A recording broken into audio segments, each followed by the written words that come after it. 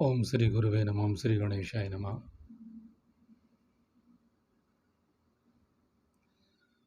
ओम महामय महाविपरीत प्रत्यंग्राही नमः।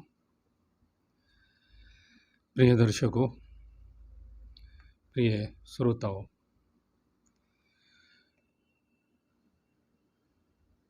बहुत सारी भ्रांतियां हैं कि महाभारत को घर में नहीं रखना चाहिए। मुझे लगता है आज के प्रसंग से, आज का जो हमारा ये अध्याय है, इससे आप लोगों की भ्रांतियां दूर हो जाएंगी। महाभारत की महत्ता क्या है? जन्मेजय ने कहा, द्विजश्रेष्ठ, आपने कुरुवंशियों के चरित्र रूप महान महाभारत नामक संपूर्ण इतिहास का बहुत संक्षेप से वर्णन किया है। निष्पाप तपोधन, अब उस विचित्र अर्थ वाली कथा को विस्तार के साथ कहिए, क्योंकि उसे विस्तार पूर्वक सुनने के लिए मेरे मन में बड़ा कौतूहल हो रहा है। विप्रवर, आप पुनः पूरे विस्तार के साथ यह कथा सुनावें। मैं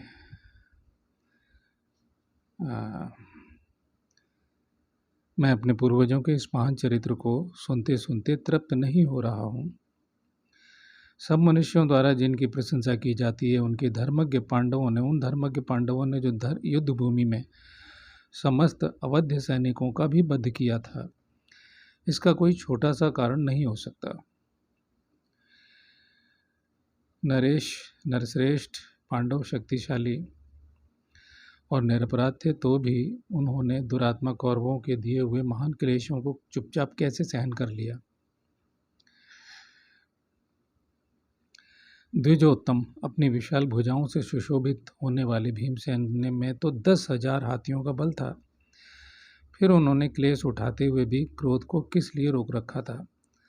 दुर्पद कुमारी कृष्णा भी सब कुछ करने में समर्थ सती साध्वी देवी थीं। धृतराष्ट्र के दुरात्मा पुत्रों द्वारा सताई जाने पर भी उन्होंने अपने क्रोधपूर्ण दृष्टि से, फिर सुनिए, धृतराष्ट्र के दुरात्मा पुत्रों द्वारा सताई जाने पर भी उन्होंने अपनी क्रोधपूर्ण दृष्टि से उन सबको जलाकर भस्म क्यों नहीं कर दिया।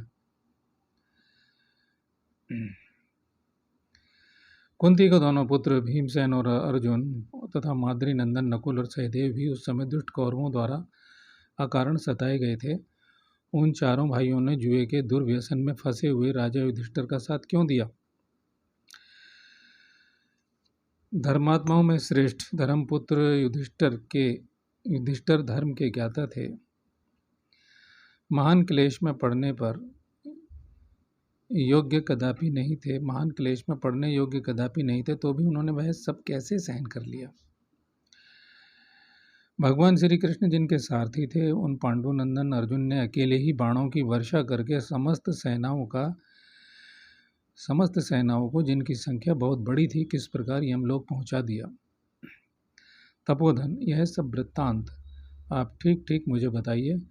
उन महारथी वीरों ने विभिन्न स्थानों और अवसरों में जो जो कर्म किए, वह सब मुझे सुनाइए।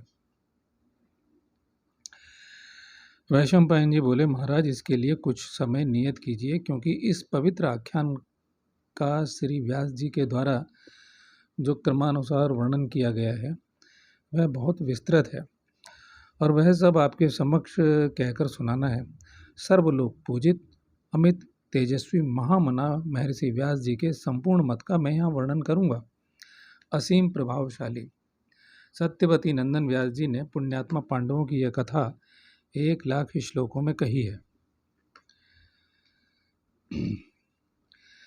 जो विद्वान इस आख्यान को सुनता है, अब यहाँ से आप महाभारत की कथा की महिमा सुनेंगे।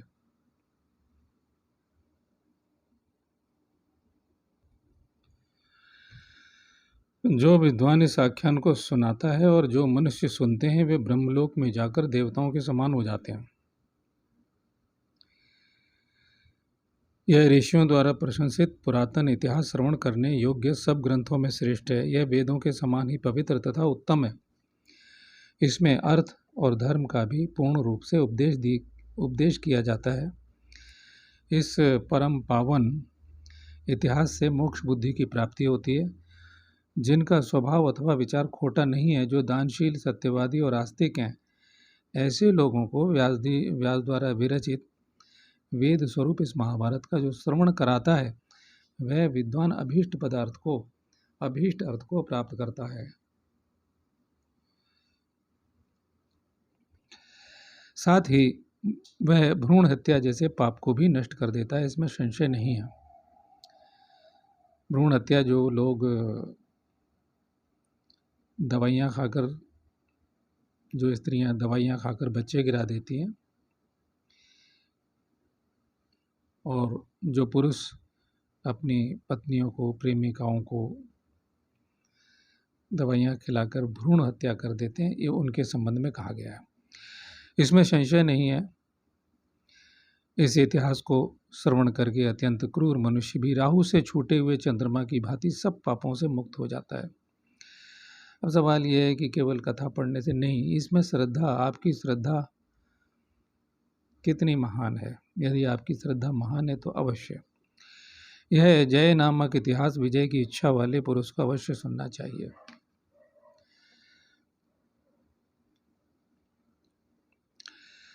इसका श्रवण करने वाला राजा भूमि पर विजय पाता है और सब शत्रुओं को परास्त कर देता है।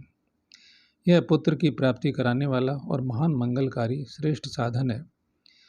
युवराज तथा रानी को बारंबार इसका श्रवण करते रहना चाहिए। इससे वह वीर पुत्र अथवा राज्य सिंहासन पर बैठने वाली कन्या को जन्म देती है।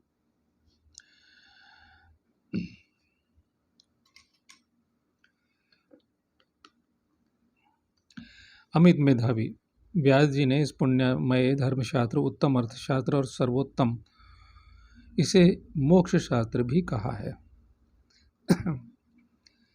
जो वर्तमान काल में इसका पाठ करते हैं तथा जो भविष्य में इसे सुनेंगे, उनके पुत्र सेवा परायण और सेवक स्वामी का प्रिय करने वाले होंगे।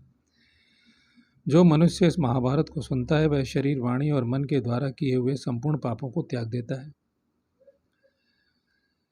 जो दूसरों के दोष न देखने वाले भरतवंशियों के महान जन्म वृत्तांत रूपी महाभारत का श्रवण करते हैं, उन्हें इस लोक में भी रोग व्याधि का भय नहीं होता, फिर परलोक में तो हो ही कैसे सकता है। लोक में जिनके महान कर्म विख्यात हैं, जो संपूर्ण विद्याओं के ज्ञान द्वारा उद्भासित होते थे और जिनके धन एवं तेज महान थे, ऐसे महामना पांडवों तथा अन्य क्षत्रियों की उज्ज्वल कीर्ति को लोक में फैलाने वाली और पुण्य कर्म के इच्छुक श्री कृष्ण द्वैपायन वेद व्यास ने इस पुण्यमय महाभारत ग्रंथ का निर्माण किया है। यह धन, यश, आयु, पुण्य तथा स्वर्ग की प्राप्ति कराने वाला है। जो मानव इस लोक में पुण्य के लिए पवित्र ब्राह्मणों को इस परम पुण्यमय ग्रंथ का श्रवण कराता है, उसे शाश्वत धर्म की प्राप्ति होती है। जो सदा कौरवों के इस विख्यात वंश का कीर्तन करता है, वह पवित्र हो जाता है। इसके सिवा उसे विपुल वंश की प्राप्ति होती है और वह लोक में अत्यंत पूजनीय होता है। जो ब्राह्मण नियम पूर्वक ब्रह्मचर्य व्रत का पालन करते हुए वर्षा के 4 महीने तक निरंतर इस पुण्यप्रद महाभारत का पाठ करता है। ये वर्षा काल चल रहा है और भादों का कृष्ण पक्ष चल रहा है। 2079 संवत है। तो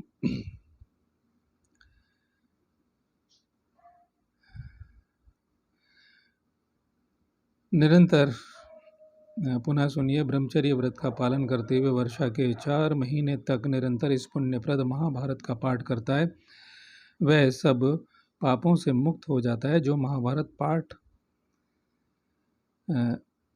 कराता है, अभी कर्ता की बात की थी, जो महाभारत का पाठ करता है और ये कराता है, उसे संपूर्ण वेदों का पारंगत विद्वान जानना चाहिए। यानी कराता है पहले कहा गया, अब का जो महाभारत पाठ करता है उसे संपूर्ण वेदों का पारंगत विद्वान जानना चाहिए। अर्थात उसकी चेतना में निश्चय ही कालांतर में पाठ करने वाले के वेदों का ज्ञान प्रकट हो जाएगा, वह उनके मर्म को समझ जाएगा। इसमें देवताओं, राजऋषियों तथा पुण्यात्मा ब्रह्म ऋषियों के, जिन्होंने अपने सब पाप धो दिए, चरित्र का वर्णन किया गया है। इसके सिवा इस ग्रंथ में भगवान श्री कृष्ण की महिमा का भी कीर्तन किया जाता है। देवेश्वर भगवान शिव और देवी पार्वती का भी इसमें वर्णन है तथा अनेक माताओं से उत्पन्न होने वाले कार्तिकेय जी के जन्म का भी इसमें प्रसंग है। ब्राह्मणों तथा गौओं के महत्तम में उसका भी निरूपण इस ग्रंथ में किया गया है। इस प्रकार यह महाभारत संपूर्ण श्रुतियों का समूह है। धर्मात्मा पुरुषों को सदा इसका श्रवण करना चाहिए। जो विद्वान पर्व के दिनों ब्राह्मणों को इसका श्रवण कराता है, उसके सब पाप धुल जाते हैं और वह स्वर्गलोक को जीतकर सनातन ब्रह्म को प्राप्त कर लेता है। जो राजा इस महाभारत को सुनता है, वह सारी पृथ्वी के राज्य का उपभोग करता है। गर्भवती स्त्री इसका श्रवण करे तो वह पुत्र को जन्म देती है। कुमारी कन्या इसे सुने तो उसका शीघ्र विवाह हो जाता है। व्यापारी वैश्य यदि महाभारत श्रवण करे तो उनकी व्यापार के लिए की हुई यात्रा सफल होती है। शूरवीर सैनिक इसे सुनने से युद्ध में विजय पाते हैं। जो आस्तिक और दोष दृष्टि से रहित हों, उन ब्राह्मणों को नित्य इसका श्रवण कराना चाहिए। वेद विद्या का अध्ययन एवं ब्रह्मचर्य व्रत पूर्ण करके जो स्नातक हो चुके हैं, उन विजयी क्षत्रियों को और क्षत्रियों के अधीन रहने वाले स्वधर्म परायण वैश्यों को भी महाभारत श्रवण कराना चाहिए। भारत सब धर्मों में यह महाभारत श्रवण रूप में श्रेष्ठ धर्म पूर्व काल से ही देखा गया है।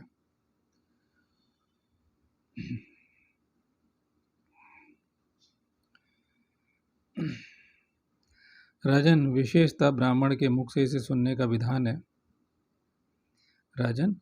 विशेषतः ब्राह्मण के मुख से इसे सुनने का विधान है। जो बारंबार अथवा प्रतिदिन इसका पाठ करता है, वह परम गति को प्राप्त होता है। प्रतिदिन चाहे एक श्लोक या आधे श्लोक अथवा श्लोक के एक चरण का ही पाठ कर ले, किंतु महाभारत के अध्ययन से शून्य कभी नहीं रहना चाहिए।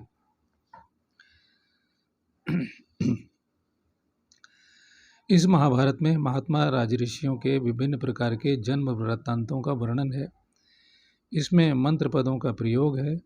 अनेक दृष्टियों यानी कि मतों के अनुसार धर्म के स्वरूप का विवेचन किया गया है।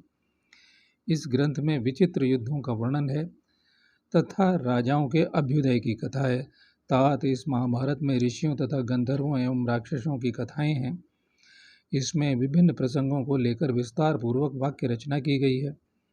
इसमें पुण्य तीर्थों, पवित्र देशों, वनों, पर्वतों, नदियों और समुद्रों के भी महात्म्य का प्रतिदिन प्रतिपादन किया गया है। इन सब का भी प्रतिपादन किया गया है। पुण्य प्रदेशों तथा नगरों का भी वर्णन किया गया है। श्रेष्ठ उपचार और अलौकिक पराक्रम का भी वर्णन है। इस महाभारत में महर्षि व्यास ने सत्कार योग, स्वागत सत्कार के विविध प्रकार का निरूपण किया है तथा रथ सेना, अश्वसेना और गज सेना की व्यूह रचना तथा युद्ध कौशल का वर्णन किया है। इसमें अनेक शैली की वाक्य योजना, कथोपकथन का समावेश हुआ है। सारांश यह है कि इस ग्रंथ में सभी विषयों का वर्णन है। जो श्राद्ध करते समय अंत में ब्राह्मणों को महाभारत के श्लोक का एक चतुर्थांश भी सुना देता है, उसका किया हुआ वह श्राद्ध अक्षय होकर पितरों को अक्षय लोकों की प्राप्ति कराता है। और वह श्राद्ध अक्षय होकर पितरों को अवश्य प्राप्त हो जाता है। दिन में इंद्रियों अथवा मन के द्वारा जो पाप बन जाता है अथवा मनुष्य जानकर या अनजाने में जो पाप कर बैठता है, वह सब महाभारत की कथा सुनने से ही नष्ट हो जाता है। इसमें भरतवंशियों के महान जन्म वृत्तांत का वर्णन है, इसलिए इसमें भरतवंशियों के महान जन्म वृत्तांत का वर्णन है, इसको इसलिए महाभारत कहते हैं। ये महाभारत क्यों है, ये हमें लगता है कि आपको उत्तर मिल गया होगा। जो महाभारत नामक यह निरुक्त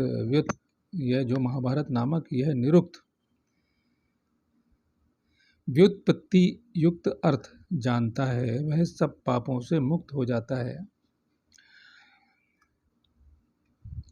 यह भरतवंशी क्षत्रियों का महान और अद्भुत इतिहास है, अतः निरंतर पाठ करने पर मनुष्यों को बड़े से बड़े पाप से छुड़ा देता है।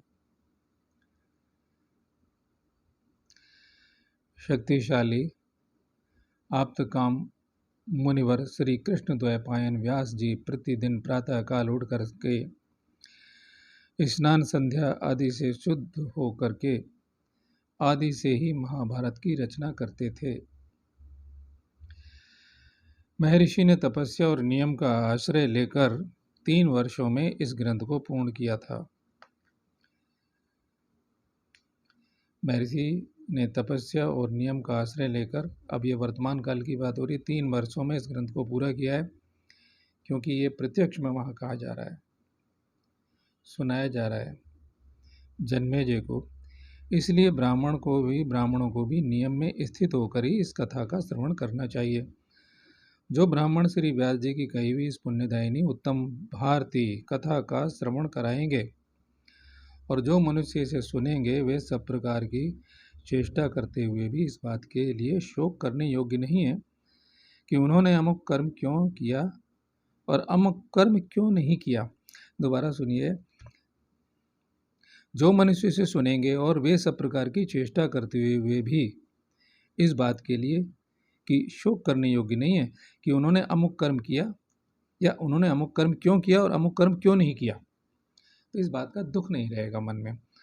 धर्म की इच्छा रखने वाले मनुष्य के द्वारा यह सारा महाभारत इतिहास पूर्ण रूप से श्रवण करने योग्य है। ऐसा करने से मनुष्य सिद्धि को प्राप्त कर लेता है। इस महान पुण्यदायक इतिहास को सुनने मात्र से ही मनुष्य को जो संतोष प्राप्त होता है, वह स्वर्ग लोक प्राप्त कर लेने से भी नहीं मिलता है। जो पुण्यात्मा मनुष्य श्रद्धापूर्वक इस अद्भुत इतिहास को सुनता और सुनाता है, वह राजसूय तथा अश्वमेध यज्ञ का फल पाता है। जैसे ऐश्वर्यपूर्ण समुद्र और महान पर्वत मेरु दोनों रत्नों की खान कहे गए हैं, वैसे ही महाभारत स्वरूप कथाओं और उपदेशों का भंडार कहा जाता है। फिर से, जैसे ऐश्वर्यपूर्ण समुद्र और महान पर्वत मेरु दोनों रत्नों की खान कहे गए हैं, वैसे ही महाभारत रत्न स्वरूप कथाओं और उपदेशों का भंडार कहा जाता है। यह महाभारत वेदों के समान पवित्र और उत्तम है। यह सुनने योग्य तो है ही, सुनते समय कानों को सुख देने वाला भी है। इसके श्रवण से अंतःकरण भी पवित्र होता है और उत्तम शील स्वभाव की वृद्धि होती है। राजन, जो वाचक को यह महाभारत दान करता है, फिर से, राजन जो वाचक को यह महाभारत दान करता है, उसके द्वारा समुद्र से घिरी हुई संपूर्ण पृथ्वी का दान संपन्न हो जाता है। जन्मेजय, मेरे द्वारा कही हुई इस आनंददायिनी दिव्य कथा को तुम पुण्य और विजय की प्राप्ति के लिए पूर्ण रूप से सुनो। प्रतिदिन प्रातः काल उठकर इस ग्रंथ का निर्माण करने वाले महामुनि श्री कृष्ण द्वैपायन ने महाभारत नामक इस अद्भुत इतिहास को 3 वर्षों में पूर्ण किया है। भरत श्रेष्ठ, धर्म, अर्थ, काम और मोक्ष के संबंध में जो बात इस ग्रंथ में है, वही अन्यत्र भी है, और जो इसमें नहीं है वह कहीं भी नहीं है। यानी जो इसमें नहीं है, आध्यात्मिक बात, धर्म की बात, यानी धर्म अर्थ की यानी धन की, काम की, सेक्स की, और मोक्ष की, इसके संबंध में जो कुछ भी इसमें कहा गया है, जो बात इस ग्रंथ में है वह अन्यत्र भी है, वो दूसरी जगह भी है, और जो इसमें नहीं है वह कहीं भी नहीं है। तो मुझे उम्मीद है कि पाठकों, श्रोताओं, दर्शकों, जो भी जहाँ से भी ये मैं असली संपूर्ण महाभारत आपको सुना रहा हूँ और ये मूल महाभारत है। इसका जो फल है, आपके संशय दूर हो गए होंगे। महाभारत को घर में रखना चाहिए, श्रद्धापूर्वक पाठ करना चाहिए, कराना चाहिए।